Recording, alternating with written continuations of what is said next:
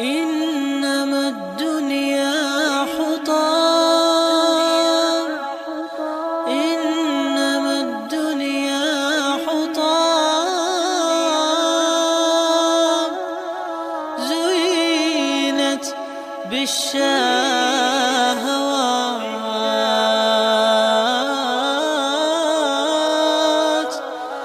تخدع الجاهل دوما بصنوف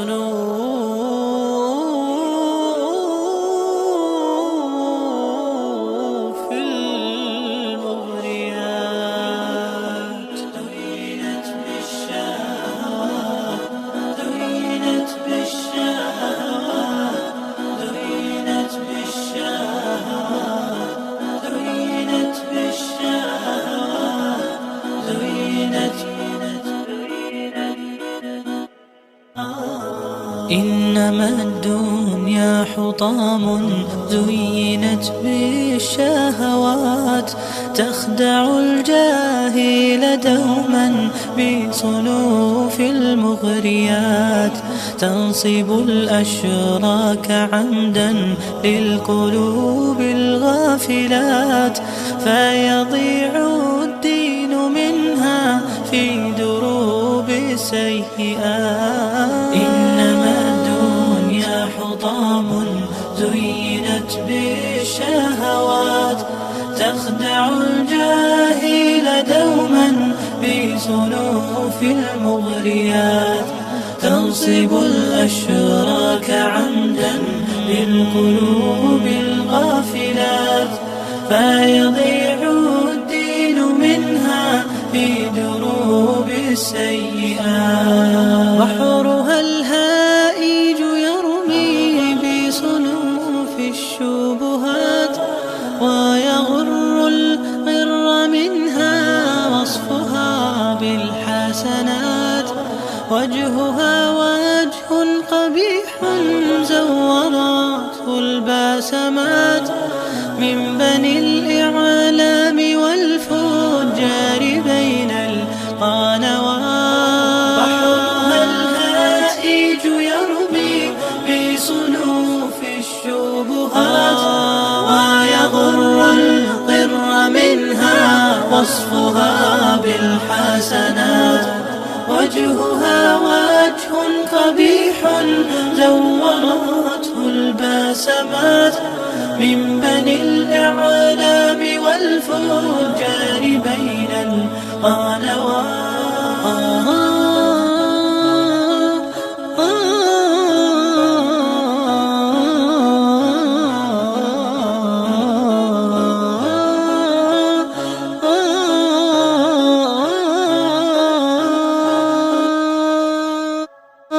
فأذابت غيرة المسلم فيها المومسات، وأعانت دعوة الفاسق فيها المائلات. كم دعت للعهر قوما فأجابوا الدعوات، وأعانت من أراد الدهر نشر الموبقات. صنف المعروف فيها من عداد المنكرات، وغدا المنكر فيها شامخا كالطيبات، فلها في أعين الأعداء أسمى الرتبات.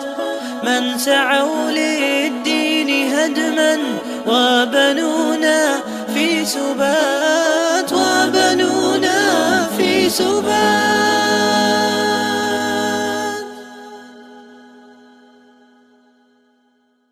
Assalamu alaikum and welcome to Parenting Hour. You're tuned into Unity FM 93.5 here in the Midlands and 105.1 if you're tuned into us on Inspire FM in Luton and Milton Keynes.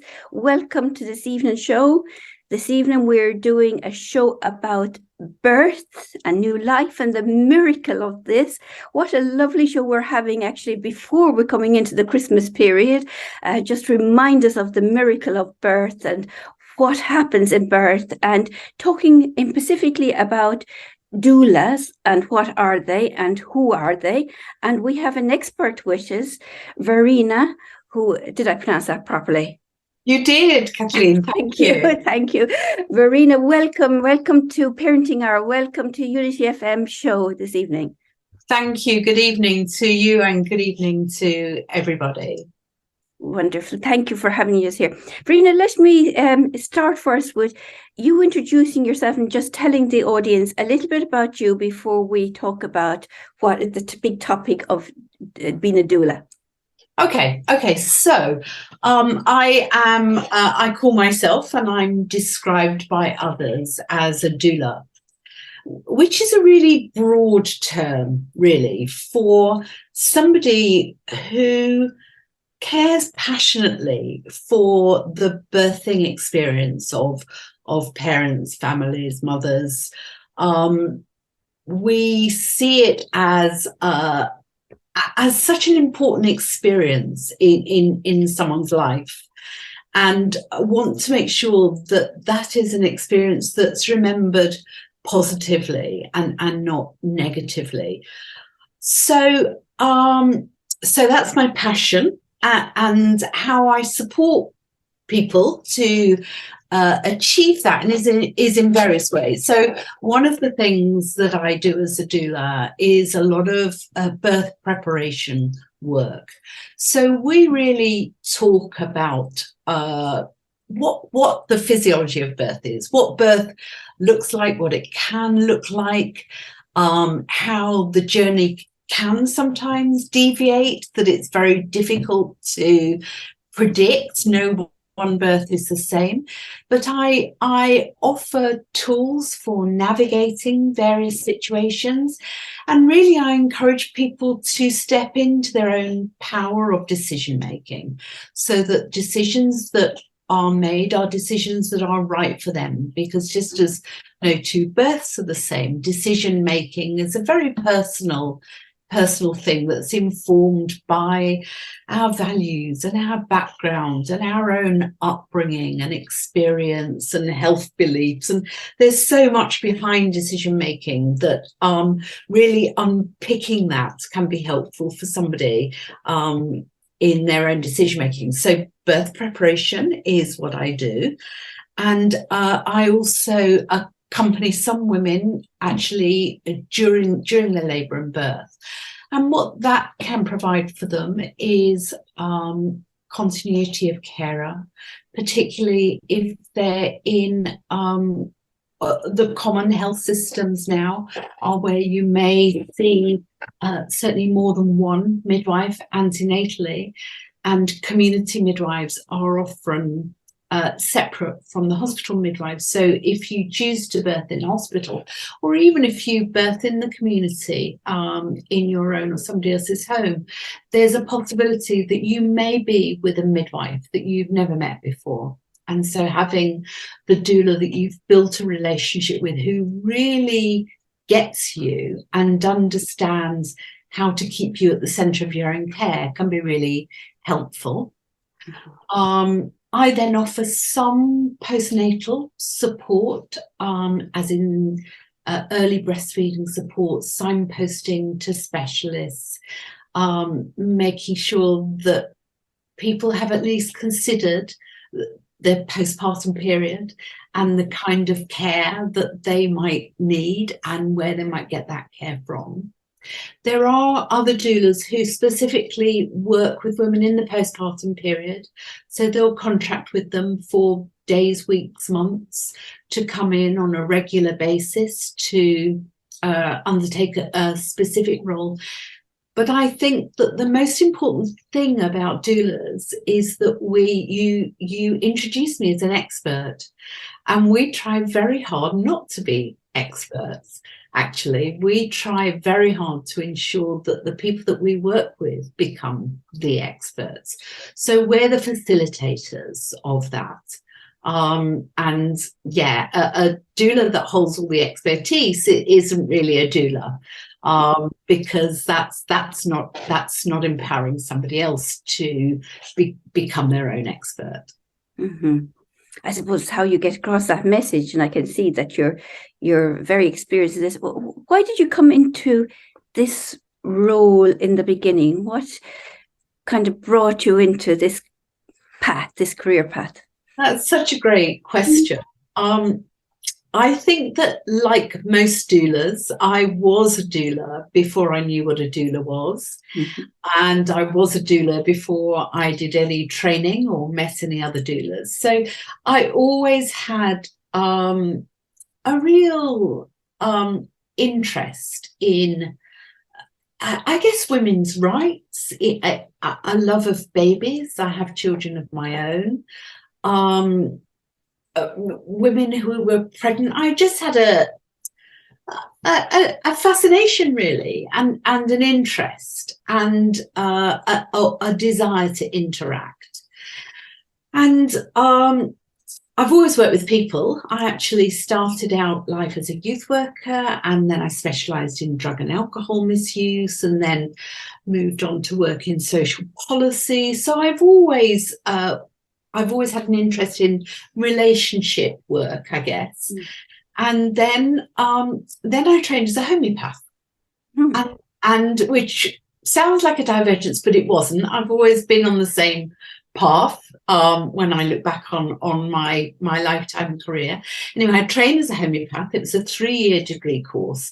And one of our tutors was a former midwife. So she'd been a midwife and she'd become a homeopath, and she gave us a lecture on how homeopathy might be helpful in pregnancy and childbirth.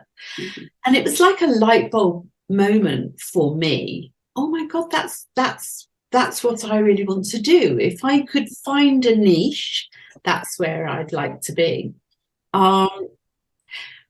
And so I started to explore that, and it's quite hard, I think, for anybody to have the confidence to really offer to be alongside somebody when they're birthing. It's such a place of both strength and vulnerability, but it's a very private place, like all mammals. Our cats and our dogs will much more happily birth behind the sofa than in a public arena with lots of people looking on. And as mammals, we are just the same. But another homeopath invited me to her birth as a homeopath. And what I discovered when I was there was that I didn't really want to use homeopathy because there was nothing wrong with her. She was having a baby. And what she really wanted was me to hold her hand and tell her that she was doing a great job. And she wanted me to drop her other children off at school and put the washing out on the line and make sure that she had nothing to think about other than concentrating on what she was doing. And she didn't need anything homeopathically she had midwives there and she had a baby and it was beautiful. And I came away and I reflected on that. And then I talked that through with another homeopath. And she said to me, "Oh, well, that's because you were being a doula." And I said, "Oh, what's a doula?" And that's where the formal journey of becoming a doula started. I very soon after that did the kind of course that I now offer to others. So we call it a doula preparation course because I hold an absolute core belief that doulas, it's an intrinsic skill. You can't teach somebody to be a doula.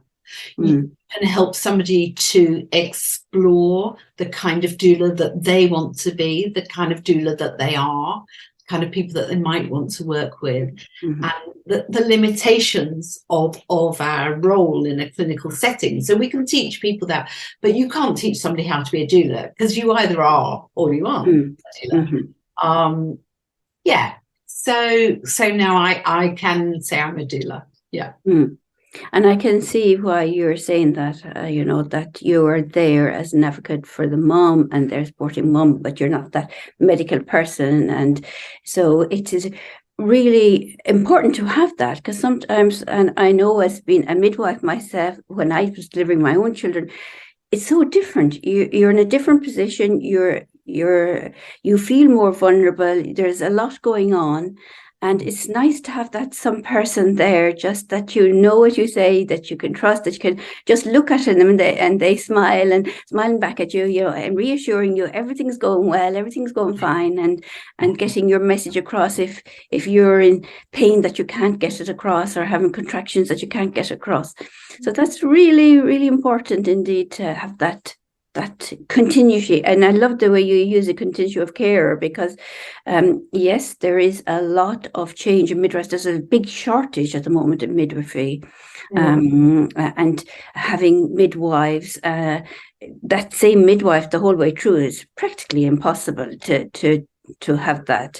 And mum's going to labour, and you wouldn't expect actually in a way, because mum goes into labour night, noon and morning. You can't have midwives on call night, noon and morning for you. They have to roster in who's doing what. So it's good that there is somebody there that mums can trust. How long have you been doing this douling, and have you felt your practice has changed from the beginning to where you are now? Yes, my practice has definitely changed. Yes. So, yes, I've been doulaing for about 12 years now. How has my practice changed? I think that every birth is different. Every birth is unique. And I think that the other intrinsic skill that doulas have is the skill of reflection. So we come away from every experience and process that and unpack that journey.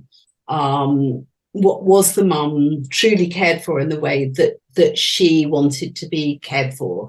Was the mum able to feel truly safe, or was there anything that got in the way of that? Were all of the decisions made by her, or was at any point she persuaded, perhaps down a pathway that wasn't of her choosing? So those are the kind of questions that we come away with. And I guess that when we come up with an answer, no, you know, or yes, she was coerced, or no, she didn't feel safe, then we reflect on how we might make that different for somebody in a similar situation. And it's a very interesting role that we hold as doulas, because we really walk on a tightrope in many situations. It's not our job to say that's not a very kind way to talk to somebody, or this woman isn't finding that particularly helpful. We can't do that. We can hopefully help the people that we work with to know that they have a right to have a voice. And we try to get as much in writing as possible in terms of their preferences, so that we can say, in the plan, it says this, and we seem to be on a different pathway, and there's not been a lot of discussion about that. So can we just go back to talk about that, why things have shifted, and whether that's a shift that this person is willing to take? So we kind of arbitrate more than advocate, if that makes sense. Mm-hmm. But it can be tricky. I mean, we also, it sounds like we witness a lot of bad care, and we don't, or I don't. I witness amazing care. Mm-hmm. And very much feel part of a team in the room. I feel that we're, in a way, a bit of a buffer between the harshness of the checks and measures that are in place for medical reasons, and the softness of the more trusting and even spiritual side of birthing. And I feel that I can sit between the two of those and make sure that there's no tension between those two, because of course we need to keep women medically safe, but we need to keep them emotionally safe and spiritually safe as well. Exactly, and that's so important actually, in trying to get that message across, and to many women, especially we're talking here that our listeners are mainly our Muslim community listeners, and spirituality is something that they will adhere to and will want to hear, and many of them may either recite or want to listen to Quran at some stage in the labor. It may be, not till the very end when they're trying to really push that baby out, and it just gives them that little bit of, I'm doing this, and this is the time to do the du'as, and the time that my du'as will be listened to and responded to if they haven't managed to remember that earlier on. And that kind of gives them that extra energy, actually, with each push to be able to make that push a little bit longer, so baby is coming to greet them. Yeah, to feel safe, to feel supported, to feel heard. These are the most important aspects of safe birth. That's how we birth safely. If we feel those things, if we feel safe, if we feel supported, if we feel heard, and so yes, to pull that in from wherever we can is really helpful. Yeah. Really, really helpful. Actually, I feel that with all that we're doing, as you're saying, that you haven't had bad experience, and myself either. I'm sure a lot of our listeners may have had some bad experiences, but I think things have changed a lot recently, and midwives are much open to respond and listen. And if that be there, or the doctors or the medical team, I can see that they are, before, I can remember when I was having children, that things were kind of done to you, an exam, it's time for an examination now, and you just went with it. Now there is so much consent and so much talking about it, and are you okay, and is this okay, and so there's a lot have changed. I think that is true. I think that healthcare providers are much more understanding of what true consent is, that true consent is informed consent. It's that all of the information is presented, not just the risks, but the pros as well, or not just the pros, but the risks as well. So I think that is true. But I think that there's also a real fear of litigation and of bad CQC rating in trust. And so healthcare providers can actually practice quite defensively sometimes. They can be very afraid to move outside of what they consider or what they've been told is the norm. So they'll have their protocols and they'll have their guidelines in the hospital, some of which are not terribly evidence-based. I mean, it's just habit. It's the way we do things here. But they'll have that way of working, and some particularly inexperienced or newer midwives can be very afraid of stepping outside of those boundaries for fear of getting into trouble themselves. And that can be tricky when although a guideline says this, a woman says no. I know that's what your guideline says, but I don't want that. Thank you. That can be a difficult position for healthcare providers to sit in, and where it works best is where somebody senior, like a consultant midwife, can become involved, or PMA, professional midwife advocate, who has the experience to be able to keep both the mother and the midwife safe in those kinds of situations, so that neither of them enter the room with fear. Yeah, that is so true indeed. So we're going to be coming shortly to a commercial break. The time really flies here, and it comes very quickly into a break. We're going to come back, listeners, after the break, and we're going to be talking more about our wonderful training we have here in Birmingham and why we need it in Birmingham, and talking a bit more about the doula's role indeed.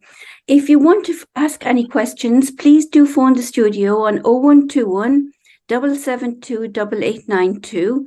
This is not a live show. However, the studio managers are there. They will take your questions and we will pass them on. If there's something that you need passed on, we will pass it on, or we pass it on to whoever it is that you want to ask the question to, indeed. So please do ring and interact with us and find out more about dueling after this commercial break, inshallah. Assalamu alaikum.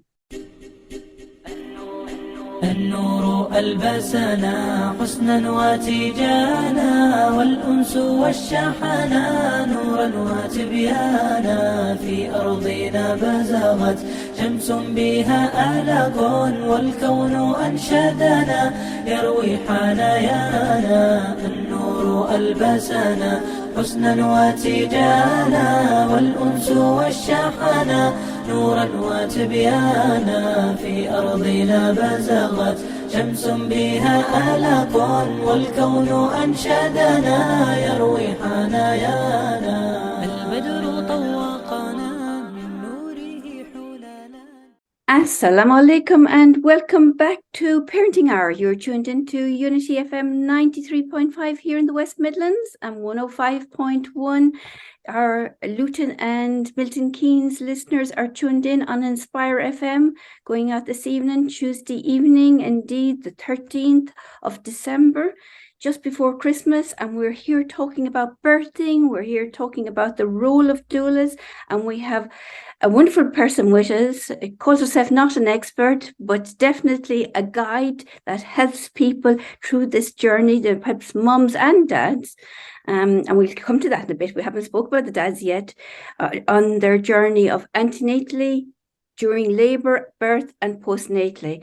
And Verina is from Developing Doulas UK.co.uk is your website. So I think that's right. Developingdoulas.co.uk. Yeah.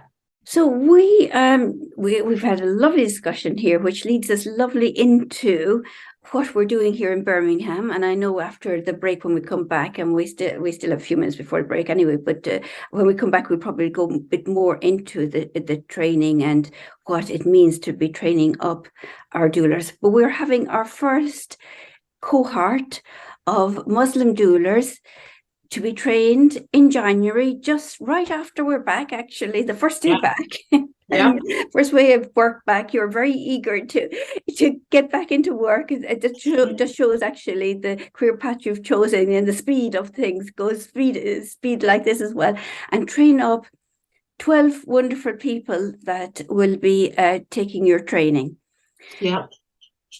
We're so excited about that, indeed, and having done doing this in Birmingham. So, can you tell us a little bit about, from your experience, because I know it's probably more known in some communities under different names, and it's more known in the south about doulas and having people there that are trained up. Tell us a little bit about that. Tell us a little bit about the whole need of why we're doing this training, and why you have your organization able to do this.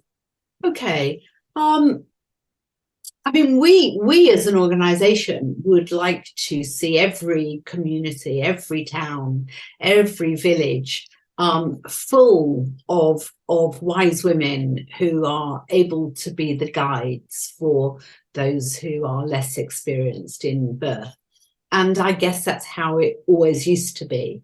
I think that I truly believe, and we have lots of ancient drawings to confirm this, that women have always supported each other in birth. We're actually physiologically designed to need support. We birth our babies behind us. It's very difficult for us to see our babies emerging. And so just naturally, it's a team effort. So I think that women supporting women is nothing new, but I think that the notion of the cousins or the aunties or the wise woman in the village or somebody, it somehow got lost in this culture, in our culture. So it's a movement really to bring that back, that natural kind of community support. So that's one of the reasons why we do it. Why I train is, I mean, I love seeing doulas having the confidence to go out and know that they are enough to support other women, that they don't need specialist training, they don't need a degree to love. We can all love, and that's what we're doing, really. We're spreading love. So yeah, that's the motivation, really. I'm not sure if I got lost along the way then. No, it's lovely, your motivation, and you actually reminded me that when you were talking there, yeah, my own grandmother was, that's what she was, a doula. There was no cars, there was barely bicycles, but she was known, this is the woman. She had 9 children of her own, and when anybody went into labor, and it wasn't a village because houses in Ireland were scattered, but it was like an area that people would come to her and to seek her help and advice to actually give birth, and that's how it was done, exactly that. Yes. And it's not that we want to replace midwives at all, because the role of the midwife is crucial. Their skills blow me away. Their ability to really keep women clinically safe is quite incredible. So it's not that we want to replace midwives at all, but it's bringing in perhaps an element that in modern times, sadly, midwives don't have the time to do that, the continuity of carer, the really listening to a woman and really getting to know what makes her tick, really. What makes her tick when she feels vulnerable, what makes her tick when she feels strong, how to best support her in both of those situations. It's a big time investment, and we are incredibly short-staffed midwife-wise. Yeah, definitely. And actually, one of our trainers that's coming on the course, she's a Yemeni lady, very lovely, and she was just telling me exactly what you were saying. She said, it's amazing, we used to do this, this was part of our culture, but nowadays we're just all so busy that things have been kind of forgotten about what we did. So this was part of what we used to do. And if a lot of the films and the series that you watch from our different countries, you will see that community environment, of where there was the women supporting the women and the person coming in and helping and supporting them. So it is something that was very well known, and not, as you say, the medical, we need medics there, and they do a wonderful job. Actually, I've had some experience recently, the midwives were super. It was this community effect, this helps that person that's going through this to feel so much more relaxed, I think, as you mentioned. So because having a midwife or going into a hospital is so clinical sometimes, and so, even the smell, it's a different smell, different environment, different things to do. And having somebody like this, whether it's in the hospital or in the home, just makes you feel so much more relaxed that you are there and doing this. So if people want to look up more, they can go to that website and actually get that information. Is it better to go to the website than have a phone number? Yes, because there's so much information on the website. There's information about what a doula is, how to find a doula, how to train to be a doula or prepare to be a doula, links to blogs with all sorts of wonderful information and insights. So yes, the website in itself is a treat to dive into. Wonderful, which brings us actually to why we have you on today's show. Not just that it is a wonderful time to have you on, but talking about our brilliant, new, exciting opportunities that's coming to Birmingham, coming to West Midlands in the new year. we're having 12, or there is 12 new doulas going to be trained up, 12 new Muslim doulas from different languages background, different culture background. We have from the South Asian background, we have Yemeni background, so we have people that speak Urdu, Bengali, Arabic, and other languages as well, which is really brilliant, coming with that rich of culture as well, to Birmingham. And I know Approachable Parenting is talking to you a lot and making sure that these links are made so these people are ready to start on the 3rd of January, just into the new year. What a lovely new year gift you're bringing to Birmingham. Thank you. So can you tell us a little bit maybe about the training? Because you mentioned on the website, there is, people can see it there. What kind of training, what kind of qualifications do people need or don't need to become a doula? And then what kind of training is that like? Okay. So I'll start with your last question first. I believe that we're born doulas. We'll see our little girls nursing their dollies, or being particularly interested in other people's babies. I think some are more driven than others, and so I think that we're born doulas, or we become doulas through our life experience, and so we don't need any qualification to become a doula, because we are doulas. People that come on the course are, in my view, already doulas. The course helps us to shape ourselves as doulas and decide how and where we want to be and want to work. In terms of the group for Birmingham, I've worked already. I've already trained doulas from all around the world. The power of Zoom, we brought the course onto the Zoom platform at the beginning of lockdown, and it's been an incredible experience. I would not have believed before how strong a connection people could get online, because being a doula, it's not just about working with families, it's actually being part of a community. As a big element of community to doula. And so the first step is to create that community online. So I always say, these are your sisters, these are your immediate circle of support in your doula journey. And then later on, we'll introduce you to your aunties and your cousins and your grandmothers and so on. So Zoom has given us that incredible platform for connection and to work, but it also means that anybody can log in from anywhere in the world. So I've had somebody online from Saudi Arabia. In the last cohort that I trained, I had somebody in Spain online, somebody from Latvia online. And of course, I've trained Muslim women as well to be doulas. And so it was quite a big decision, I think, to move to the point of having a closed Muslim group, and very careful thought about why that might be needed and why that might be beneficial. And I just feel very strongly that we have a very subconscious way of making initial contact with people, that will be drawn to certain people and not to others. And I don't think we work that out on a thinking level. I think it's more instinctive than that.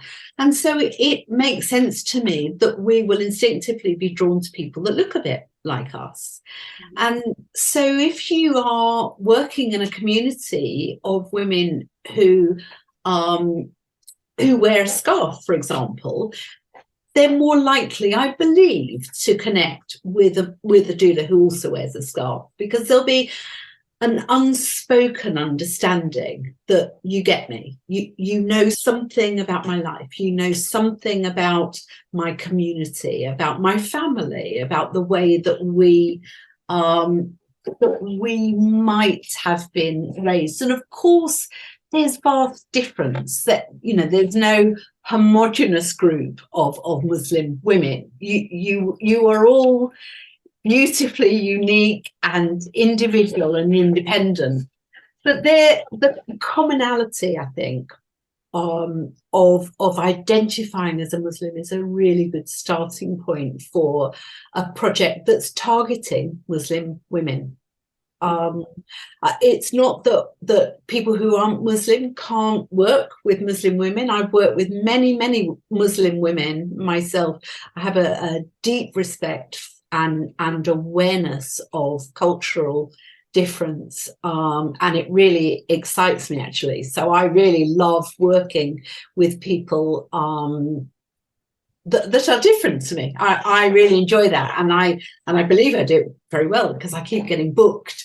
But so yes, it's not that a white woman can't work with a Muslim woman, but I think that the opportunity to be able to select somebody that looks like you, I think it's a must.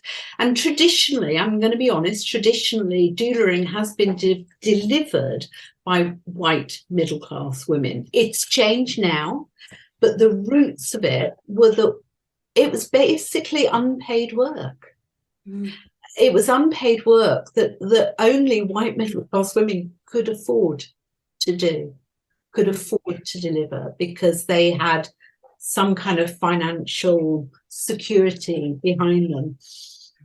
That has changed, and I think that we very much encourage doulas to value the work of women and to put a fair price onto that, to value themselves and to promote being valued. So it is changing, but I think that we need to do a lot more work to make it a fully inclusive service.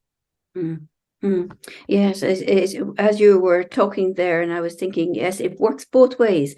A Muslim person can help a non-Muslim person as well, so it's not. Of course, absolutely, yes. Yeah, which is really good. But as it's lovely to have, I think, bring this to our communities, or talk about it today, raising awareness, because so much of our community have forgotten that there used to be doulas, and have forgotten that and don't know about it. In some communities it's more known. In the Afro-Caribbean communities it's much more known. In some of the Asian communities it's known under a different name, in the Arabic communities, but it's just forgotten. It's kind of been left there. So what we're doing is really exciting indeed to bring this, talk about this today, to get people's knowledge and awareness that there is such a beautiful system in place, and hopefully people can go to your website, which again I'm going to ask you to repeat your website details, so that if they want to know more information about this, if this inspires them today, that they can look at the website indeed. So if you can give us that, and just maybe a little bit about the training, what happens in the training, how long is the training? You mentioned online, which that's a relief for a lot of people, and they think, wow. But what is it? Is there a lot of commitment to it? Okay, so to start with the website, it's developingdoulas.co.uk. So do come and check us out. And there's also a website called Doula UK, and there's all sorts of information on there as well. If you're looking for a doula for yourself, Doula UK, as well as Developing Doulas. Developing Doulas has a directory of doulas, but because it's been set up more newly than Developing, the directory is quite new. Developing Doulas has been around for about 18 years, but the directory is fairly new, and the Developing Doulas directory has been around longer. So those are places to go if you're interested in finding a doula. And of course, part of the doula's role is to promote the notion of women looking after women, that it's not a luxury, it's not an extra, it's not a replacement to a partner or a midwife. It's part of an essential team. So part of the work that we do is helping people to understand and value the input of a doula. And we have really good research that having a doula improves outcomes. It improves the experience. There are fewer interventions, so fewer of our clients have a cesarean or an instrumental birth, better rates of breastfeeding. So we have research to say that having a doula present can impact very positively on the birth experience.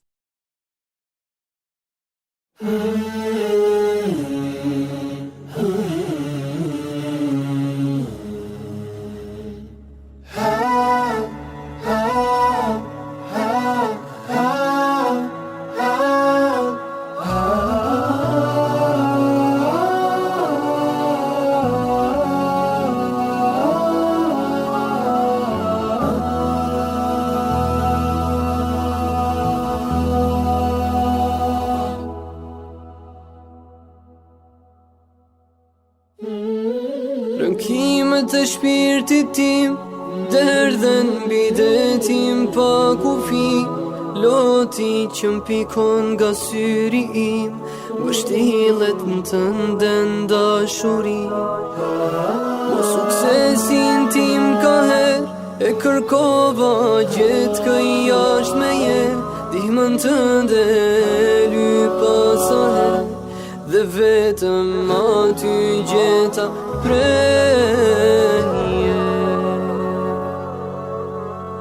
Ja Rabbel Alamin, ja Rahmanu, ja Rahim, të kujtoj me nga zëllim, fali zemrës madhështim.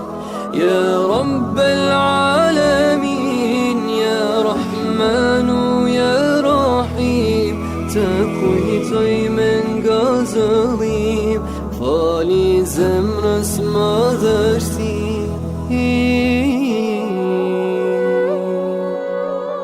اللهم أنت السلام ومنك السلام تباركت ربنا يا ذا الجلال والإكرام اللهم أنت السلام ومنك السلام تباركت ربنا يا ذا الجلال والإكرام.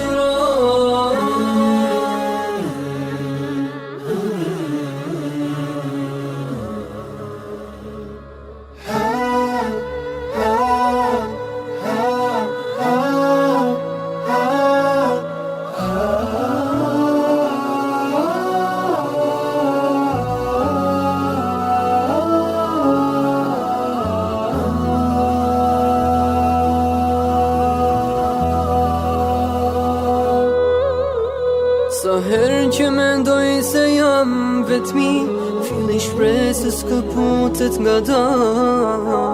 Sa herë në ty, Zot kujtoj nga librijet një flet shpaloj. Nga ky skaj i botës së mje, dëgjomi lutjet e mia, Allah. Më ndihmo t'jetoj me nder, pa ndihmën tënde jam si zog pakra. Ja Rabbel Alamin, ja Rahmanu, ja Rahim, të kujtoj me nga zëllim, fali zemrës madhështim. Ja Rabbel Alamin, ja Rahmanu, ja Rahim, të kujtoj me nga zëllim, fali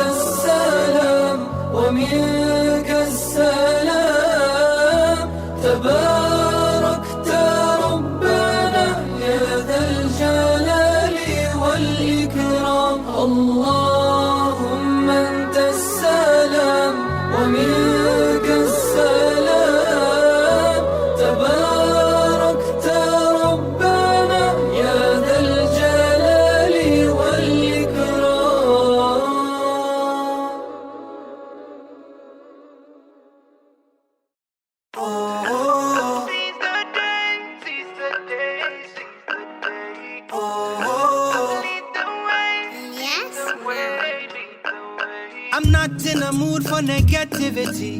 Life is good, celebrate it with me. Sway with the love and sway with the breeze. As long as it heals my soul, I don't worry if I'm worthy. Just smile and live my life. It's a journey and I'ma be me.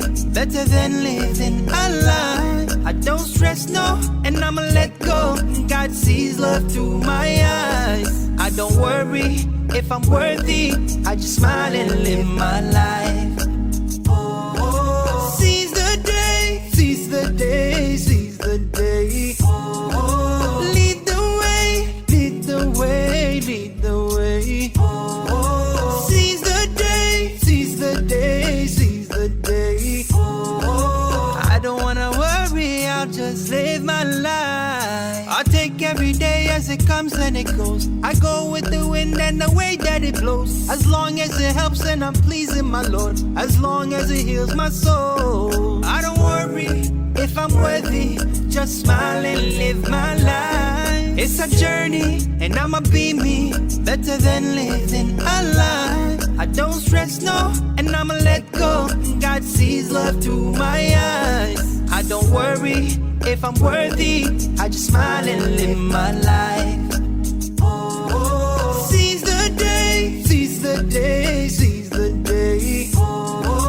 Lead the way, lead the way, lead the way. Seize the day, seize the day, seize the day. I don't wanna worry, I'll just live my life. I'ma touch the sky, I'ma live my life. I'ma let you know that I'ma fly up high. I'ma touch the sky, I'ma live my life. I'ma let you know that I'ma fly up high.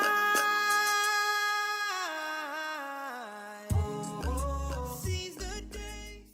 So the training, what's the commitment of the training?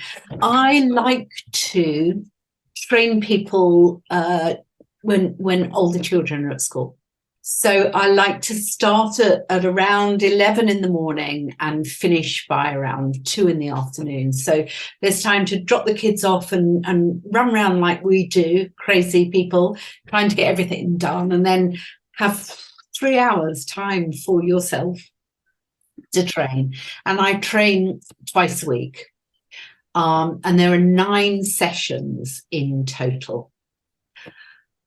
So we start just by really unpacking who we are, where we come from, what our own experiences have been, what's brought us thus far on the journey, because we all arrive as doulas, but we will all have come with a different set of experiences and motivations. So we unpack some of that, partly to ensure that we're not taking too much of our own experience into a birth room, because it's all about keeping the person in front of us at the centre, not ourselves.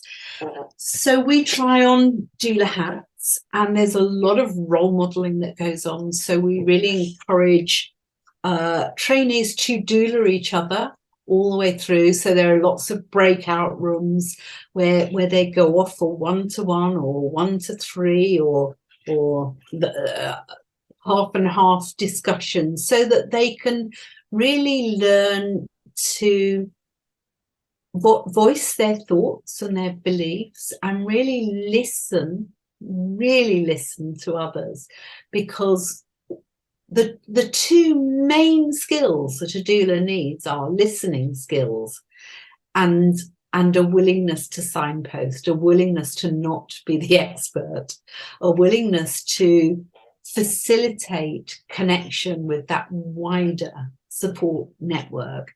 And so we encourage doulas to work in that way throughout the whole of the 9 sessions of training.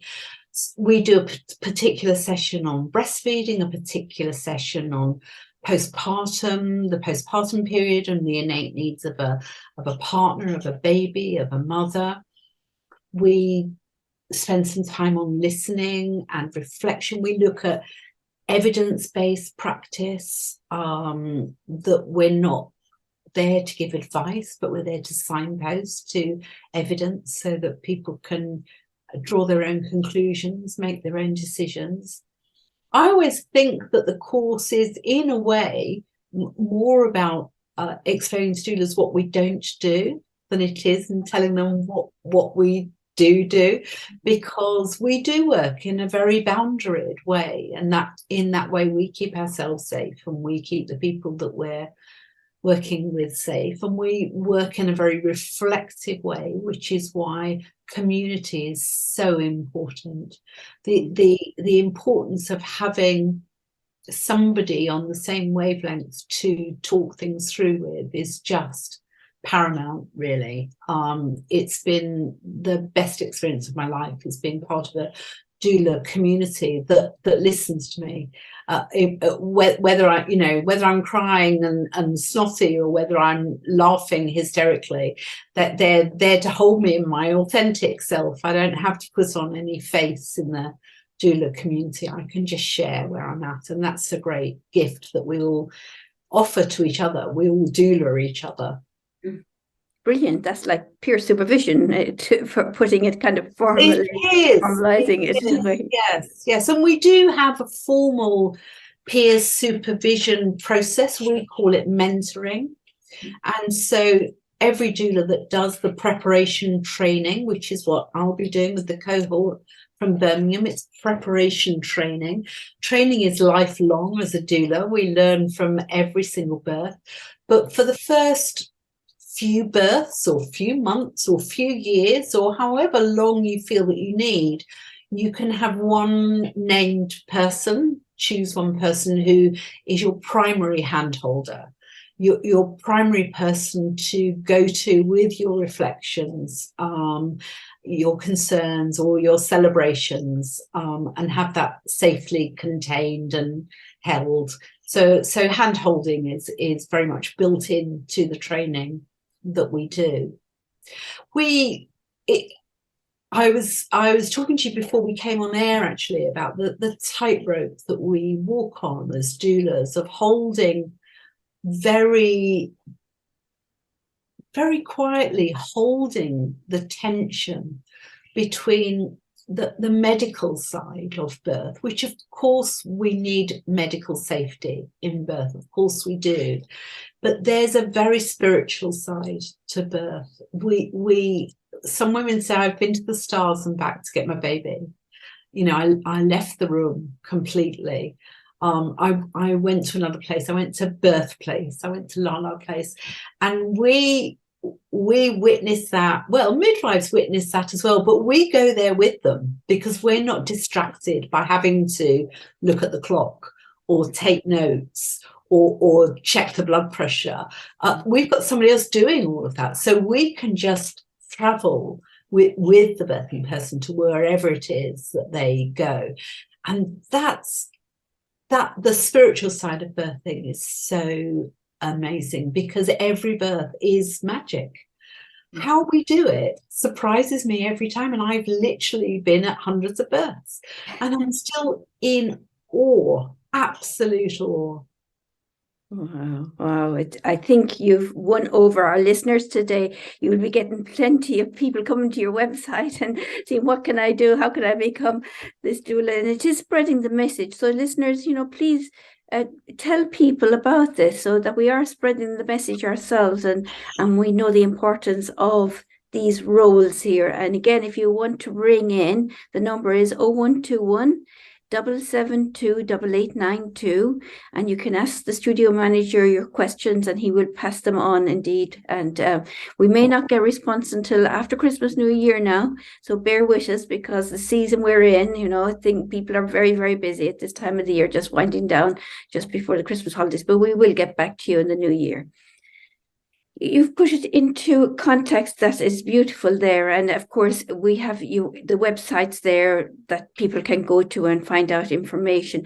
Do people, when they're pregnant, book a doula early, or do they tend to wait until near delivery and then book one? What's generally happens for pregnant That's such a ladies? great question, because it does vary. I find increasingly that women book me, as I say, as soon as they've peed on the stick. That's because I have a reputation of being busy. It's not always true. I mean, I'm as busy as anybody. So I will often get booked early, and that's absolutely fine. I'm okay with that. I know not to really start talking about birth until that light bulb flicks at 30 weeks, when women stop thinking about being pregnant and start thinking about being a parent. I think that the earlier you book, the more choice you are going to have, because when you look to find a doula, there are various things that you're looking at. You're of course looking at availability, and so it's no good phoning somebody that you've seen on a website that you think, oh my God, she looks amazing. If you phone her at 34, 35 weeks, you're much less likely to get that person than if you phoned when you're 16, 20 weeks. So I would say book early, if you can. But equally, I have stepped in at the very last minute, because sometimes circumstances change. So, for example, I remember being booked by somebody who was 38 weeks when she phoned me, and her husband had hurt his back and wasn't even sure that he could drive her to hospital, and her sister, who had said that she would come to be with her, had flu, and her mother was already going to be looking after her other children. And somebody said to her, get a doula. You can't do this on your own. Get a doula. And I was free, and I was available to support them. We did build a lovely relationship very quickly. So it can be done. But ideally, I think the longer we have to get to know each other and to make sure that there's, that the diary is not booked out and I'm booked to go on holiday, or your doula hasn't booked to go away anywhere, the better. And just to say, although this project, this training course is closed to Muslim women from Birmingham, we, of course, are running courses all the year, and I'm not the only course facilitator. There are other course facilitators listed on the Developing Doula website. Some of them do face-to-face training. It might be that people prefer to be in a room, physically connecting with others. So we cater for that as well. And in terms of doulas, there are doulas all over the country. So if you're in Luton and Milton Keynes, don't think that this isn't for you, because you can book on the training course, and I'm sure you'll find an amazing doula, because we're everywhere and we're amazing. Brilliant. You are amazing indeed, and it's great. And sometimes at this time of the evening, it's often the dads going home from work that have this show on and listening to it, because maybe mums are busy, but we know we get a lot of male listeners and dads as well. And we haven't mentioned dads yet. And we need to give them a mention, because their role is very important as well. Their role is important. And as I say, a doula is very much part of the team. We're not there to replace the dad, for sure. Very often, actually, it's the dads that say to me afterwards, we couldn't have done it without you. I mean, they could, of course. But I think they feel liberated, because we can help them to come out of that place of panic and fear and rabbit in the headlights and feeling, well, I don't know what I'm doing. We can help them to do really helpfully. Would you like to offer her a drink now? Have you got any snacks in the bag? Looks like her energy is a little bit low now. Did you bring anything with, have you got a banana in the bag? So we can helpfully keep them involved and engaged, and keep them, very often, the kind of the wink and the smile that I'm giving is to the partner rather than the birthing person. It's them that needs the reassurance that everything is normal, everything is okay, this is what birth looks like. Yeah, so dads are hugely important. I'm also very conscious that there are vast numbers of traumatized dads out there who have been present at births that have maybe not gone according to plan, where they felt, whether true or not, they felt that the life of their partner and baby is at risk. They've come away from that highly traumatized with nobody to talk to. They're expected to be the strong ones, to go back to work, to just celebrate the birth without any debriefing of the difficulties, to manage without the sleep. And I think dads are undervalued and under-supported. And again, doulas are very conscious of that. And we try to have birth preparation sessions with all parties. If the mother-in-law is going to be around, then we like to in some way involve the mother-in-law, so everybody's clear about what their role is, and everybody's clear about what their own support needs are and how those might be met. Brilliant indeed. And I love bringing in dads, because we want dads to know and understand the importance of their role in this process, and supporting mom, and then when baby comes as well. And it is difficult. It is difficult to be there. It's difficult maybe for some dads. I've never seen anything like this before. It's very different. It's a totally different experience, and for the first time for them to go through this, and to see mum like this, and be able to say it's okay. Just we do have to wait until baby comes out, but everything is okay. But it's difficult, yeah, and they do hold that back. We're just coming to the end of the show. How quickly it comes to the end of the show. So, what key messages would you like to get across just to our listeners at the moment before we go end the show? Well, first of all, I want to say it's been a real delight to chat with you. Thank you for providing that opportunity. I think key message is have a look at doula training. Have a look at getting a doula if you're pregnant yourself. Have a think about whether you are a doula. Are you that person in the community who is already helping somebody with breastfeeding, or you're already talking to women about their bodies? And yeah. Brilliant.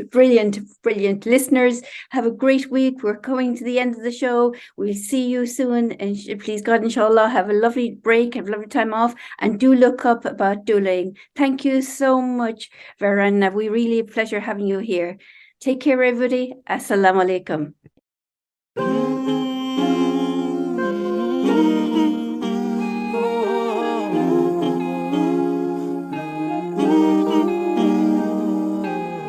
My dreams, I make my way to Medina, the home and chosen place of our beloved prophet, where all I feel is peace and so much joy around.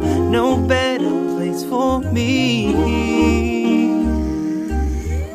Medina, Medina, Medina to Nabi, Medina, Medina, that's where I wanna be. Medina, Medina, Medina to Nabi, Medina, Medina, that's where I wanna be. Oh, oh, oh, Medina, Medina, oh, oh, Medina, Medina. I wake with the morning light in Medina. Everywhere I see blue skies set above these mountains. Bright colors fill the streets, a smile on every face, a special place for me. Medina, Medina, Medina to Nabi, Medina, Medina, that's where I wanna be. Medina, Medina, Medina to Nabi, Medina, Medina, that's where I wanna be. Oh.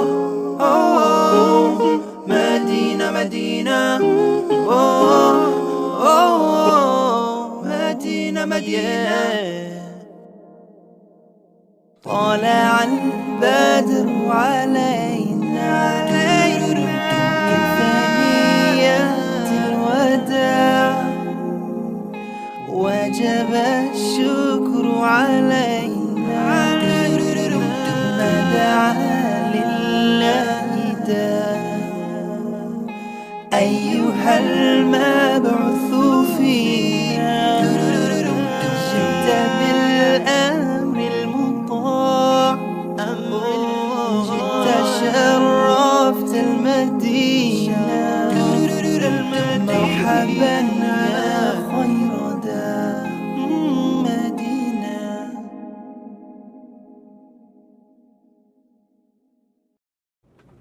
Today upon a bus I saw a girl with golden hair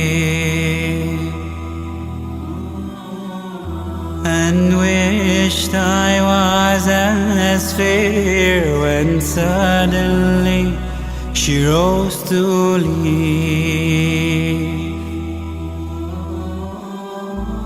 I saw her hobble down the aisle. She had one leg and wore a crutch, but as she passed she smiled. Oh God, forgive me when I whine, when I whine. I have two legs, the world is mine.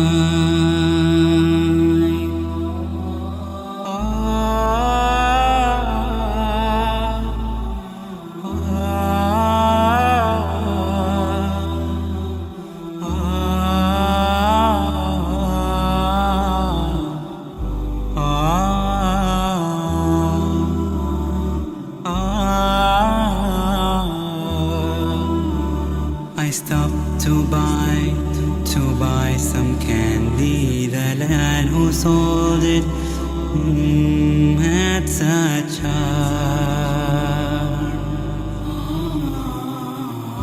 I talked with him, he seemed so glad. If I were late, it'd do no harm.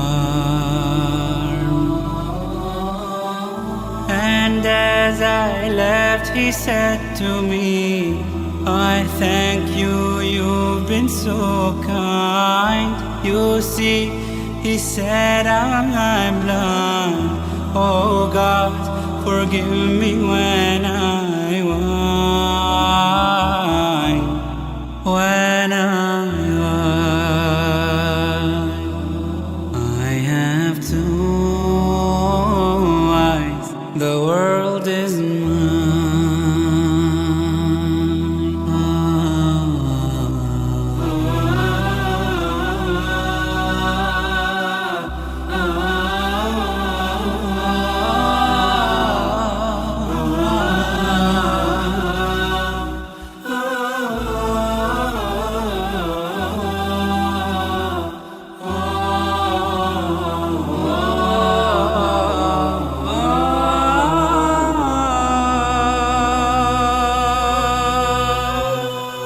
I saw a child with eyes of blue. He stood and watched the others play.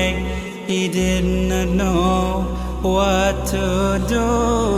I stopped a moment and then I said, why don't you join the others, dear? He looked ahead without a word, and then I knew he couldn't hear. Oh God, forgive me when I whine, when I whine. I have two ears, the world is mine. With feet to take me where I go, with eyes to see the sunsets glow, with ears to hear what I know. Oh God, Forgive me when I was,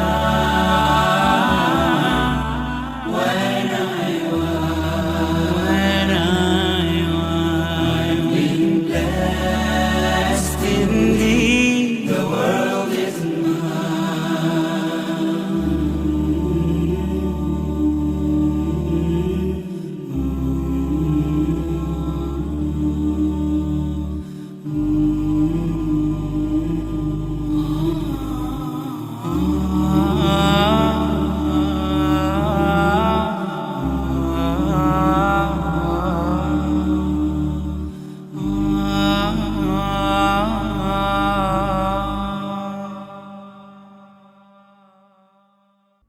أنا لست ممن قال كان أبي، بل قلت للأكوان ها أنا ذا. عزم وإصرار ملا قلبي، لم يثنني قول لذاك وذا. ها أنا ذا، أنا ذا، أروي الحياة سعادة وتفاؤلا. ها أنا ذا، أنا ذا، لا مستحيل يعيقني في الكون لا. كم قال لي بعض ستبقى هنا،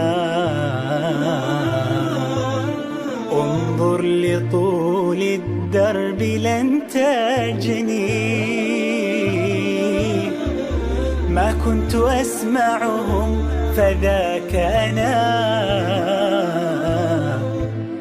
حر طليق واثقا نبني. ها أنا ذا،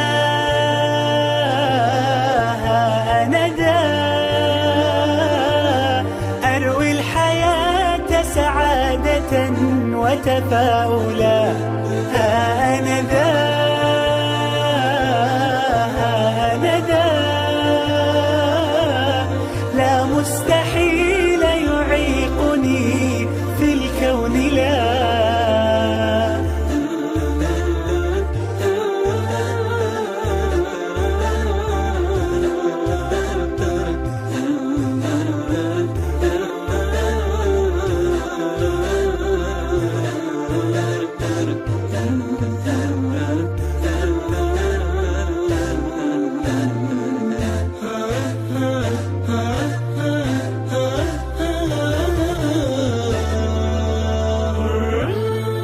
ليس دربي من ورود، كان شوكا قاسيا طول الطريق.